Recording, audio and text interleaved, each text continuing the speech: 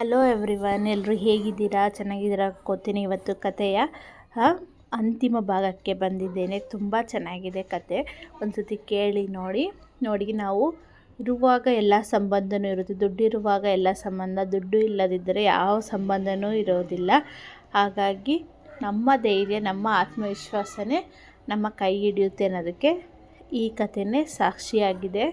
ನೋಡಿ, ಈಗ ಅಂತಿಮ ಭಾಗದಲ್ಲಿದ್ದೇವೆ. ಹೌದಮ್ಮ, ಈಗ ನಮಗೆ ಉಳಿದಿರೋದು ಅದೊಂದೇ ತಾನೇ? ಅದಿರಲಿ, ನಿನಗೆ ಕೆಲಸ ಸಿಕ್ಕ ವಿಷಯ ಶುಭಂಗೆ ಹೇಳಿದೀಯಾ? ಇಲ್ಲಮ್ಮ, ಕೆಲಸ ಸಿಕ್ಕಿದ ಖುಷಿಯಲ್ಲಿ ಅವಳಿಗೆ ಹೇಳೋದೇ ಮರೆತು ಹೋಗಿತ್ತು.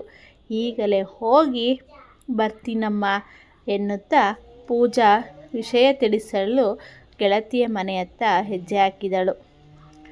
ಗೆಳತಿಯ ಆಗಮನದಿಂದ ಶುಭ ಮಾಡುತ್ತಿದ್ದ ಕೆಲಸವನ್ನು ಅರ್ಧಕ್ಕೆ ಬಿಟ್ಟು ಬಂದಳು. ಓ ಬಾರೆ ಪೂಜಾ, ಎಷ್ಟು ದಿವಸ ಆಯಿತು ನೀನು ಬಂದು. ಅದಿರಲಿ, ಇವತ್ತೇನು ಇಷ್ಟು ಖುಷಿಯಾಗಿದೆಯಾ? ಏನು ಸಮಾಚಾರ? ಹೌದು ಕಣೆ ಶುಭ, ಇವತ್ತು ನನಗೆ ತುಂಬ ಖುಷಿಯಾಗಿದೆ. ನನಗೆ ವನಿತಾ ಮಹಿಳಾ ಕಾಲೇಜಿನಲ್ಲಿ ಕೆಲಸ ಸಿಕ್ತು. ಹೌದೇನೆ? ಕಂಗ್ರಾಟ್ಸ್. ನನಗಂತೂ ನಿನಗೆ ಕೆಲಸ ಸಿಕ್ಕ ವಿಷಯ ಕೇಳಿ ತುಂಬ ಸಂತೋಷ ಆಯಿತು. ಅಂತೂ ನಿನ್ನ ಬಹುದಿನದ ಕನಸು ನನಸಾಯ್ತಲ್ಲ. ಅಂದಾಗೆ ಅಮ್ಮ ಗೋಪಿ ಹೇಗಿದ್ದಾರೆ? ಚೆನ್ನಾಗಿದ್ದಾರೆ. ಅಮ್ಮ ಅಂತೂ ಈ ವಿಷಯ ತಿಳಿದು ತುಂಬ ಸಂತೋಷಪಟ್ಟಿದ್ದಾರೆ. ಈ ಸಮಯದಲ್ಲಿ ಅಪ್ಪ ಇದ್ದಿದ್ರೆ ಚೆನ್ನಾಗಿತ್ತು.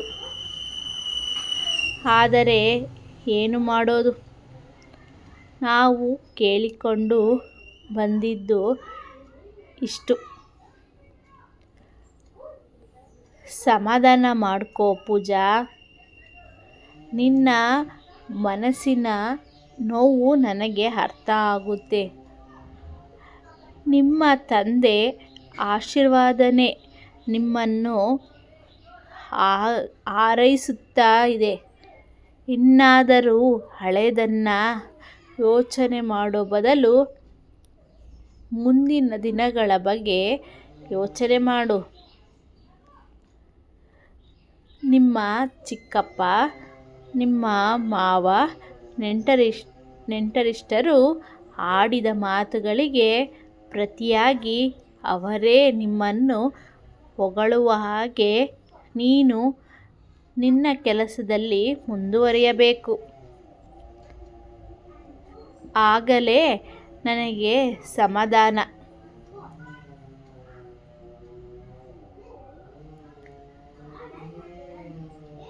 ನೀನು ಹೇಳಿದ ಹಾಗೆ ಆಗಲಿ ಕಣೆ. ಆದರೆ ನನಗೆ ನೀನು ಹೇಳಿದ ಸಮಾಧಾನ, ಸಹಾಯ ನಾನು ಯಾವತ್ತೂ ಮರೆಯೋ ಹಾಗೇ ಇಲ್ಲ. ಇನ್ನು ಕೆಲವು ದಿವಸದಲ್ಲಿ ನಿನ್ನ ಹೊಲಿಗೆ ಮಿಷನ್ ವಾಪಸ್ ತಂದು ಕೊಡ್ತೀನಿ. ಸಮಯದಲ್ಲಿ ಕೊಟ್ಟು ಉಪಕಾರ ಮಾಡಿದೀಯ ಎನ್ನುವಾಗ ಅವಳ ಗಂಟಲುಬ್ಬಿ ಬಂದಿತು.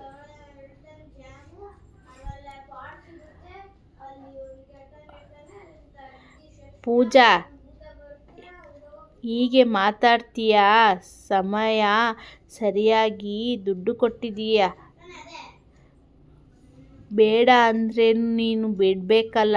ನೋಡು, ನೀನು ಮಿಷಿನ್ ವಾಪಸ್ ಮಾಡೋದೇನೋ ಬೇಡ. ನಮ್ಮ ಗೆಳೆತನದ ನೆನಪಾಗಿ ನಿನಗೆ ಕೊಟ್ಟಿದ್ದೀನಿ ಅಂತ ತಿಳ್ಕೊ. ನಾನು ಉಪಕಾರ ಅಂತ ಮಾಡಿದ್ದು ಏನೂ ಇಲ್ಲ. ಇದರಲ್ಲಿ ನಿನ್ನಲ್ಲಿ ಆತ್ಮವಿಶ್ವಾಸ, ಆಸಕ್ತಿ ಇತ್ತು.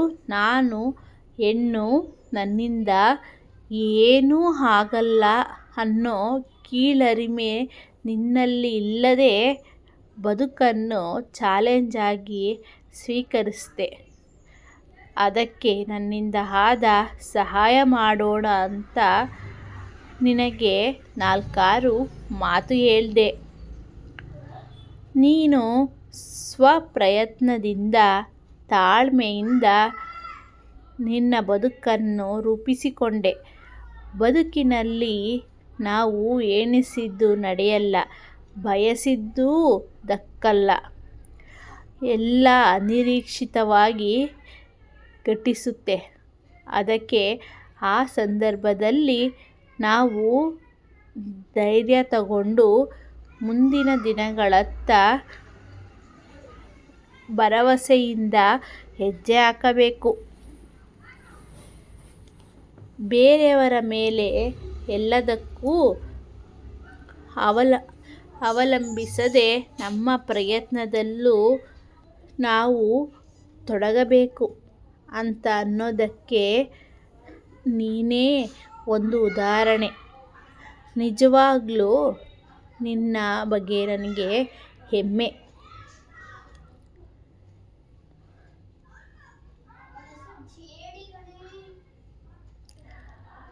ಸರಿ, ನಾನಿನ್ನು ಬರ್ತೀನಿ ಎನ್ನುತ್ತಾ ಹೊರಟ ಪೂಜಳಮ್ಮನ ಗೆಳತಿ ಆಡಿದ ಮಾತುಗಳನ್ನು ಮೆಲುಕು ಹಾಕುತ್ತಾ ನಡೆಯುವಾಗ,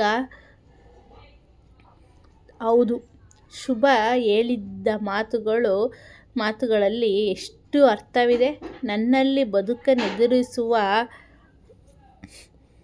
ಛಲ ಇದ್ದಿದ್ದಕ್ಕೆ ತನ್ನ ಅಪೇಕ್ಷೆ ಈಡೇರಿದೆ.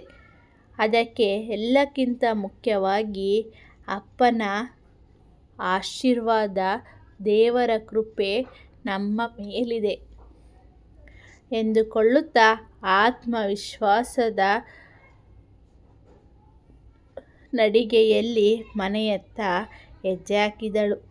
ನೋಡಿದ್ರಲ್ಲ ಎಷ್ಟು ಚೆನ್ನಾಗಿದೆ ಕತೆ ಅಂತ. ನೋಡಿ, ಅವಳ ಆತ್ಮವಿಶ್ವಾಸ ಅವಳನ್ನು ಹೇಗೆ ಗೆಲ್ಲಿಸ್ತು ಅಂತ. ಹಾಗೆ ನಾವು ಬದುಕಲ್ಲಿ ಭರವಸೆ ಇರಬೇಕು. ಆತ್ಮವಿಶ್ವಾಸವಿದ್ದರೆ ನಾವು ಏನನ್ನು ಬೇಕಾದರೂ ಸಾಧಿಸಬಹುದು. ಅವಳಿಗೆ ಅಂತಹ ಗೆಳತಿನೂ ಸಿಕ್ಕಿರೋದ್ರಿಂದ ಅವಳು ಬದುಕಲ್ಲಿ ಮುನ್ನಡೆಯುತ್ತಾ ಹೋದಳು. ಪ್ರತಿಯೊಬ್ಬರಿಗೂ ಇಂಥ ಗೆಳೆಯರು ಸಿಕ್ಕರೆ ಬದುಕು ಸುಂದರ. Thank you.